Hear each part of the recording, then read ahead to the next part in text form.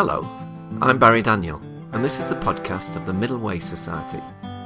Our aim is to encourage a universal approach to living a more integrated, ethical life, avoiding dogma or any appeal to authority.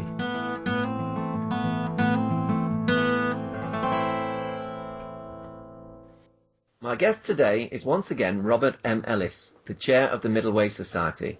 I interviewed Robert a few months ago on the subject of critical thinking, but today he's going to tell us a bit about his life, Middle Way philosophy and the society itself. Hello Robert, welcome to the MWS Podcast. Hello Barry, thank you. Okay, so Robert, can you start by telling us something about your life and background?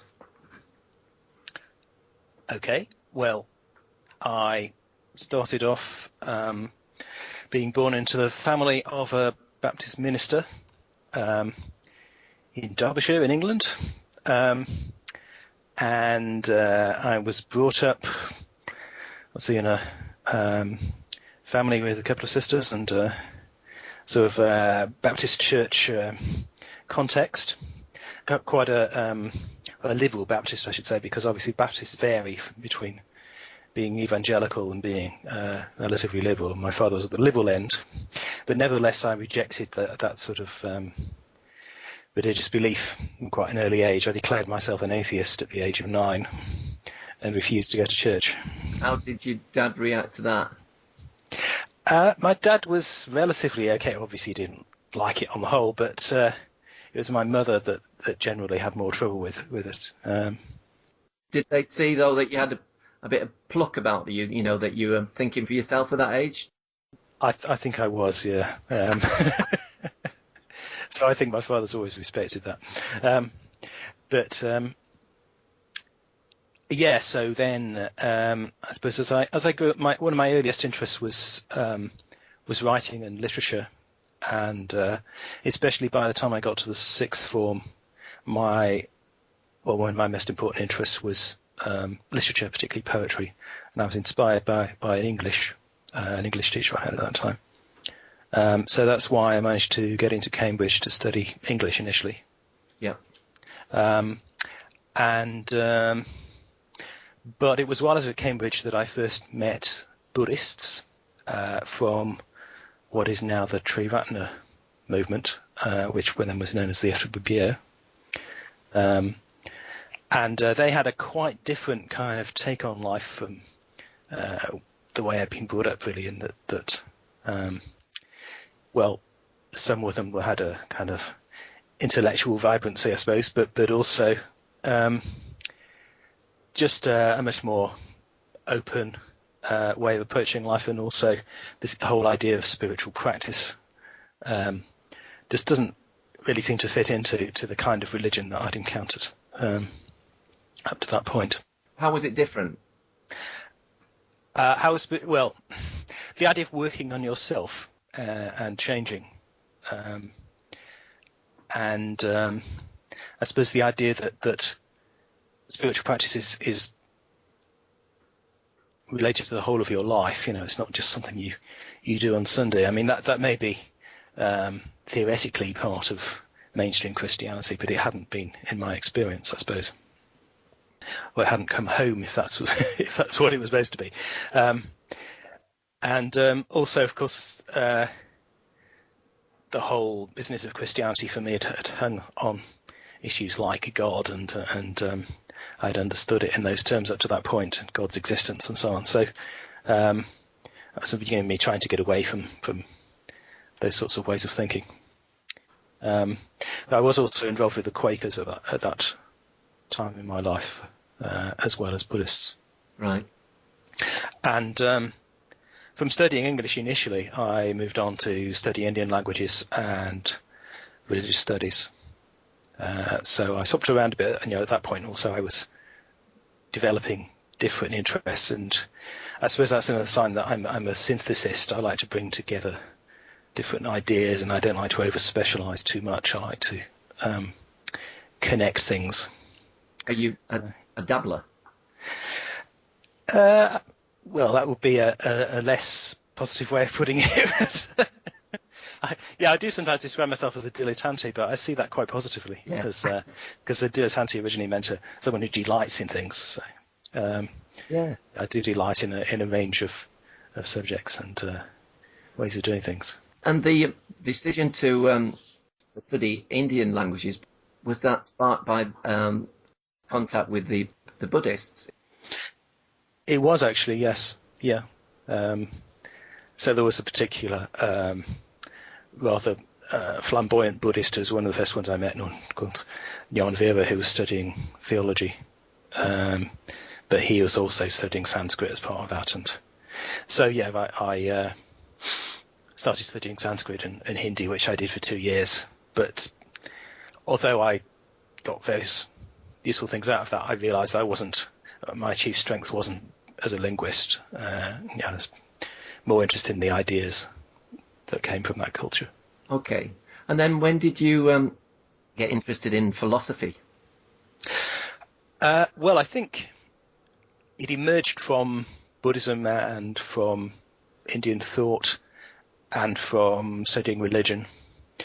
So in my final year in Cambridge, I studied philosophy of religion and ethics, and at that point I was supervised by Don Cupid, who's a radical theologian who questions the need for belief in God in a Christian context.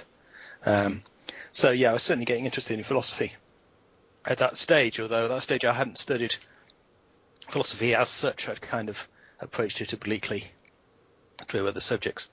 It was only a bit later on that I actually started really studying the classics of Western philosophy and studying it as an academic subject in itself. And at that stage, how were you thinking of applying it? Were you thinking of a particular profession? No, I was a bit at a loose end, really. When I graduated, I spent a year living in a Buddhist community in Cambridge. I did a bit of EFL teaching, and I did a bit of working for a Buddhist cooperative in Cambridge.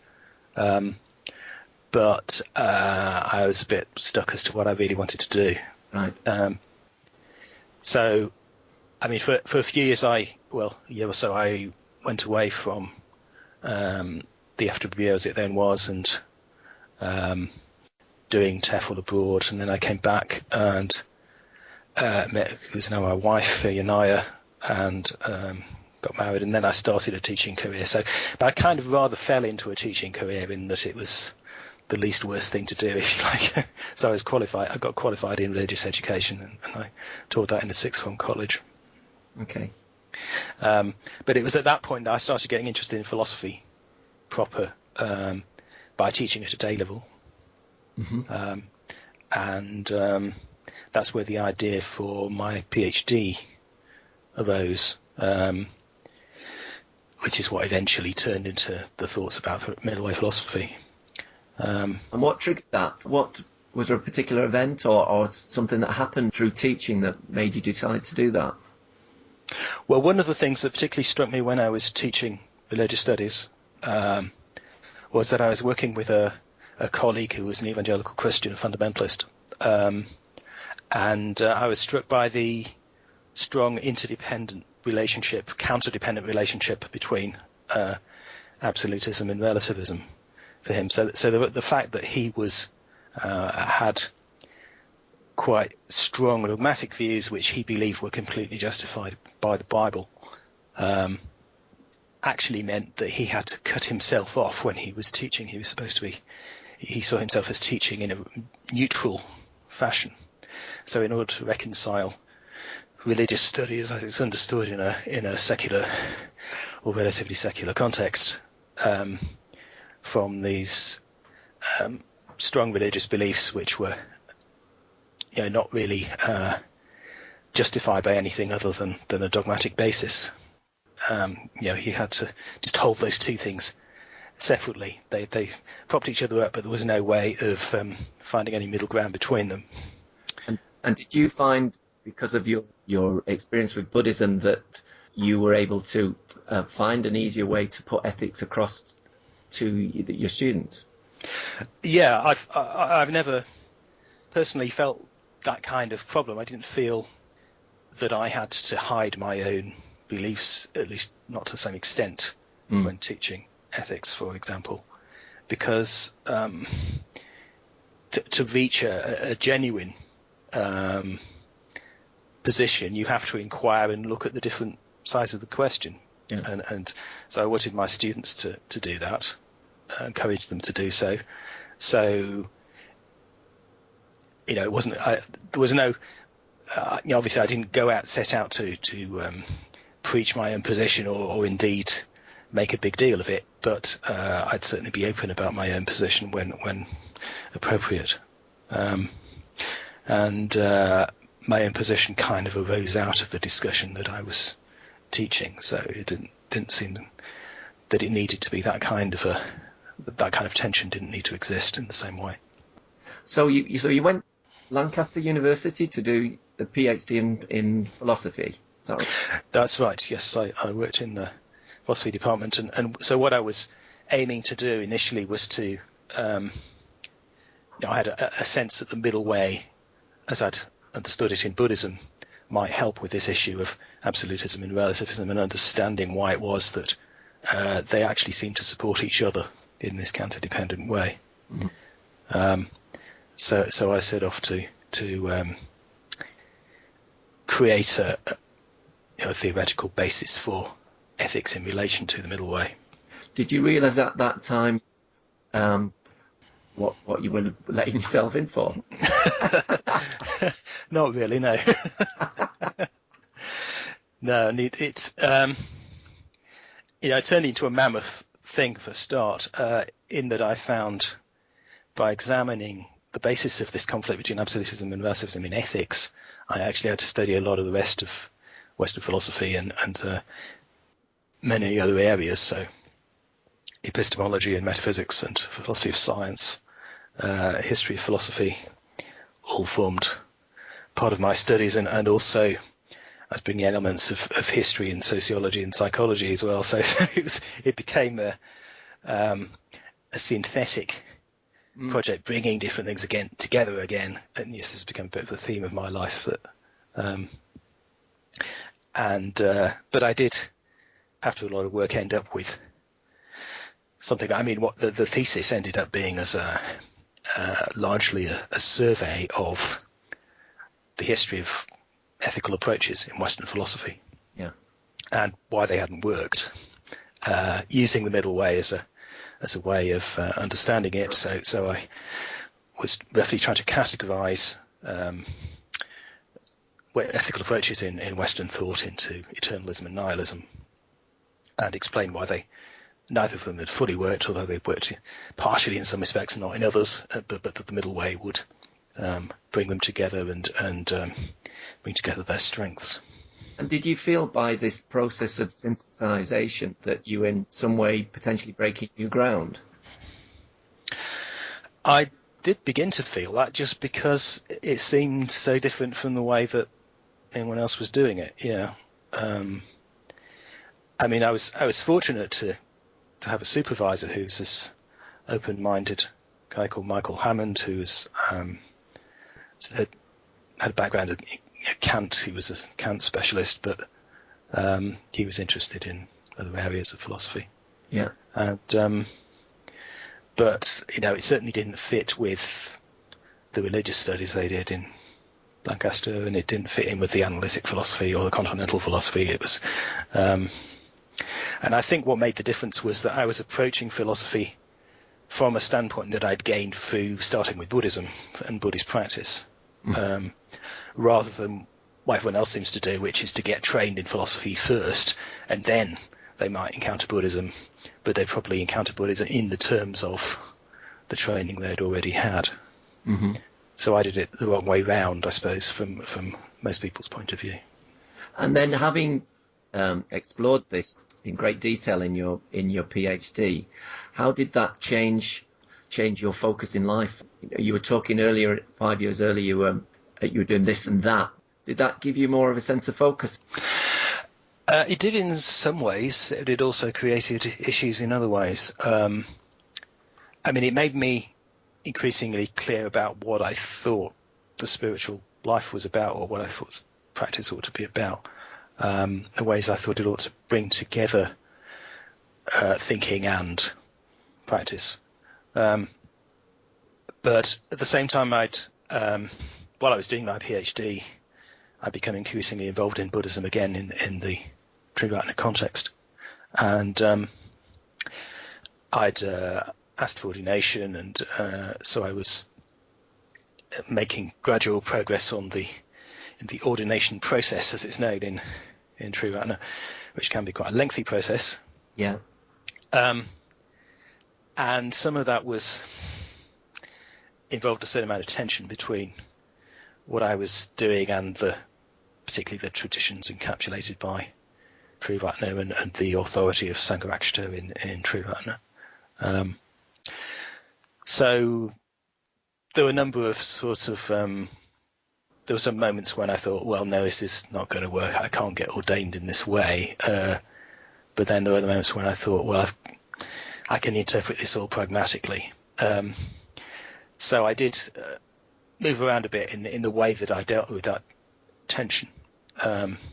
So it took me actually another 7 years from when I finished my PhD to finally decide I wasn't going to be able to deal with that tension of working within traditional Buddhism with this position I'd arrived at. And that was after I'd finally got ordained in 2004. And then leaving the Triratna, was that quite a painful process?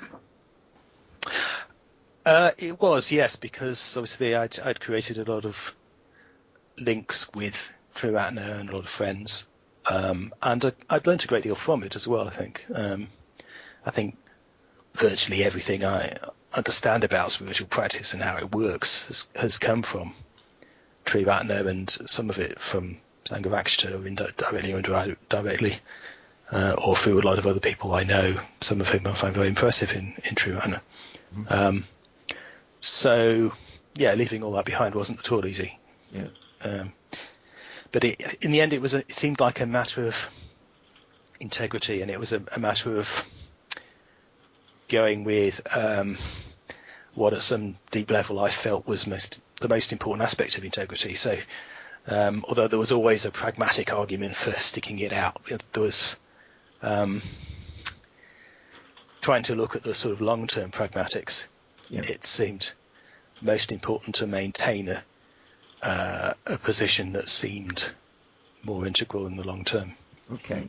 And then around this time, maybe a little bit before you'd actually started writing books that were in many ways actively promoting middle way philosophy. When you left the order, in what ways were you trying to promote the philosophy at that stage? I went through various phases. I mean, my first book was my PhD thesis, and then I suppose I went through a phase of trying to explain middle way philosophy in terms of Buddhism. So you could still read that in, say, a New Buddhist Ethics as it stands at the moment, which is it's kind of pitched as a reforming of Buddhist ethics in terms of the middle way, rather than something different from Buddhist ethics. And then The Trouble with Buddhism was also a sort of reform Buddhism book, which was still at least nominally within Buddhism, but trying to make the middle way become its key principle, or asking Buddhists really to make a choice between the middle way and the tradition. So it was only after I left the order that I started feeling that I needed to put it in an independent way. Okay. Which was not in terms of Buddhism. And how did you start doing that? Well, there was always an issue with terminology. So in the early years, after I did my thesis, I used the term non-dualism a lot. But gradually the middle way seemed more appropriate, because non-dualism was it's a term used in all sorts of ways by different groups, and it's used in Hinduism and so on as well. So it could be confusing. And then I suppose middle way philosophy was a slightly more distinctive term to use than just the middle way, as it's, I suppose it's not so much used within Buddhism, whereas and of course Migglism is a completely unique term which has originated more recently. Your next book is entitled Migglism, isn't it? Why did you choose that title? Well, it's a kind of pleasantly irreverent contraction of middle way philosophy, which, well, it was sort of suggested by Peter Goebel, but actually he originally suggested Iggle Miggle Woo, but I decided that Migglism would be a compromise between that kind of extreme of baby language to something that was at least could be used seriously, but was a shorter and popularizable term, I suppose, for middle way philosophy. And then what happened? Well, I had a relatively brief engagement with secular Buddhism, which is a movement where I think a fairly loose movement, at least in the UK, which has developed largely on the web, which has brought together people interested in Buddhism and secularism. But that it was a helpful community for me, but it didn't wasn't quite directed enough, I suppose. But I think it was through meeting people like yourself on this website that led me to begin to feel that it was possible to perhaps create some sort of grouping around the middle way, that that there was some interest in the middle way as a principle. So I started off suggesting that the middle way could be a principle of secular Buddhism, but I think there's a lot of argument around that, and it's still unclear to a lot of people what secular Buddhism is supposed to mean. So that's really why I hit on the idea of developing society, which grew out of the retreat that we held last year. Just one question here that maybe for any new listeners: is middle way philosophy Buddhist? I wouldn't say it's Buddhist, but it does depend what you mean by Buddhist. So Buddhist, for me, at least in the sense that I use the term, means having an allegiance to the Buddhist tradition, or the authority of the Buddhist tradition. So that's one thing that I try to make clear in relation to middle way philosophy, that it's not Buddhist in that sense. Indeed, it rejects the metaphysical authority in Buddhism just as it does from any other source. But of course, the very term middle way comes from Buddhism, so there is an element of inspiration, a strong element of inspiration from Buddhism, and that's because I've been trying to practice Buddhism for about 20 years. It's got obviously had a big influence over the way in which I articulate middle way philosophy. So you formed this society shortly after the retreat. It's been around now for about only a short time, 5 or 6 months. So how do you see it developing? How do I see it developing? Well, how has it developed, and how do you see it developing? There's 2 questions there, really. Okay. Well, how it has developed is that, we're beginning to get, I suppose, the skeleton of a society with people in various places who seem to be enthusiastic about it and committed to it, which is a great development as far as I'm concerned. Also, I think something that's beginning to come up is people developing it or understanding it in different ways. And one of the key things for me was that the middle way is a general principle, which I've got one particular interpretation of, but that I expect other people to develop in other ways, which might look quite different from the way I've done it. So, and I think that for example, we've already had Peter taking a rather different line on meditation from the one I've been doing on the site recently, or we've got new people involved in the society, say, who've got a business background or whatever, who might take the ideas of middle way philosophy in quite a different direction, and that's all fine. So that's one of the things that I hope would happen in the future, that increasingly, and obviously in a much more substantial way, is that that we become a group of people who are developing the middle way and offering it to others and supporting its practice in a variety of different ways, in a variety of different places. But there will still be some basic agreement on the principles we're working on, which enables us to maintain a sort of basic harmony and community. Yeah. Okay. One thing that I really like about it is its provisional nature, the fact that it is a work in progress. It's something that just has a real creative element to it. Certainly, yes. And I think that would always be the case. That's almost how it's defined. It's an avoidance of fixed positions, of dogmas or whatever. Yeah. So it's got to be a process of exploration. And if you're thinking long term about it, how you like to see it grow in the future? Well, yes, I'd like to.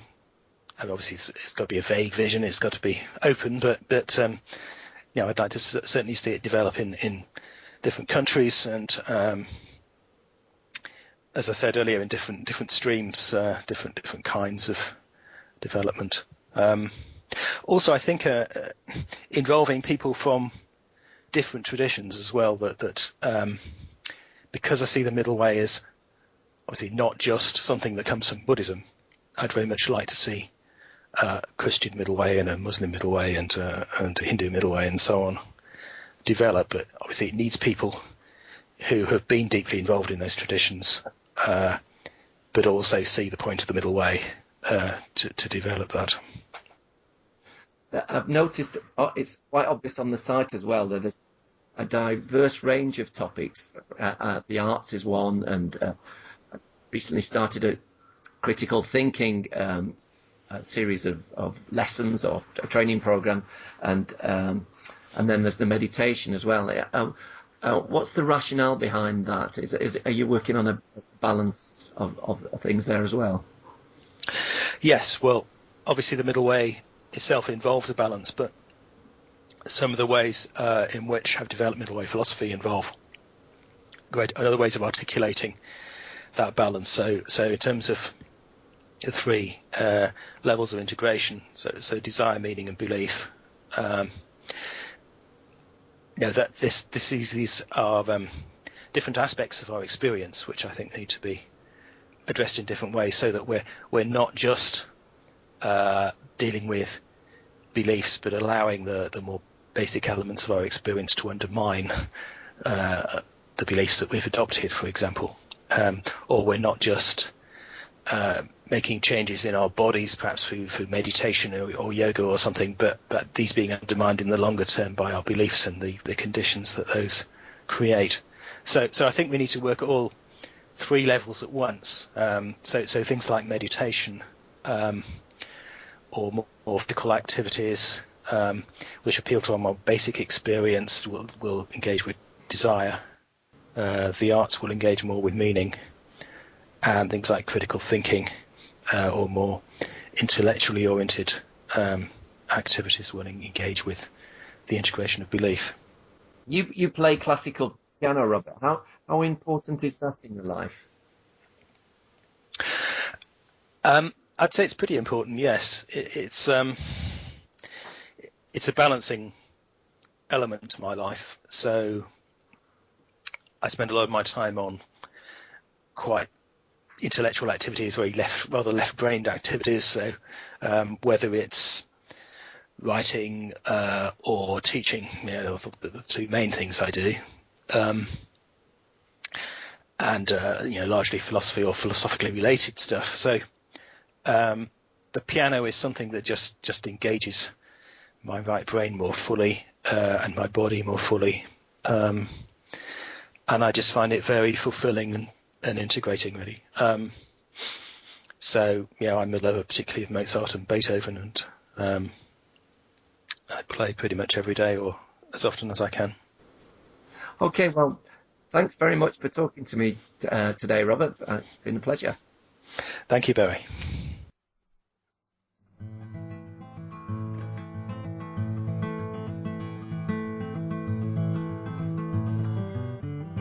You can find out more about Middle Way philosophy at www.middlewaysociety.org.